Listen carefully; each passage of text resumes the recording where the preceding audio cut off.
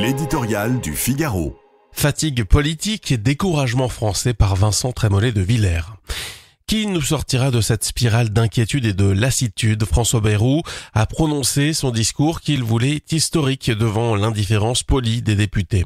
Depuis 10 jours, sur tous les écrans, il tempête comme Philippulus, le prophète de malheur de l'étoile mystérieuse, mais qui écoute un notable installé depuis 40 ans au cœur du régime quand il découvre qu'il faut tout changer.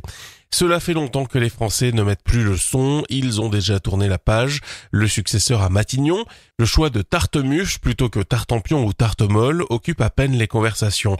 Là aussi, la fatigue l'emporte sur l'excitation. Le jeu se déroule encore dans un espace politique restreint, de moins en moins représentatif et de plus en plus caricatural. Tableau désolant où les combinaisons d'il y a un an ressurgissent comme neuves, où François Hollande, ancien chef de l'État qui, pour cause d'impopularité, n'a pas pu se représenter, donne des conseils à un président de la République qui regroupe contre lui plus de 80% des Français. La bulle parle à la bulle, et dans la bulle, les socialistes d'Olivier Faure ont le rôle avantageux. Ils sont le point d'équilibre, nous dit-on, pour stabiliser le déclin et perpétuer quelques mois encore le désastre. Belle ambition. À l'Élysée et dans l'introuvable socle commun, on cherche ce que l'on peut leur céder sur l'ISF, l'assurance chômage ou les taxes sur les entreprises. L'échec du conclave sur les retraites n'a servi de leçon à personne. La devise de ce second mandat, on ne change pas une politique qui perd.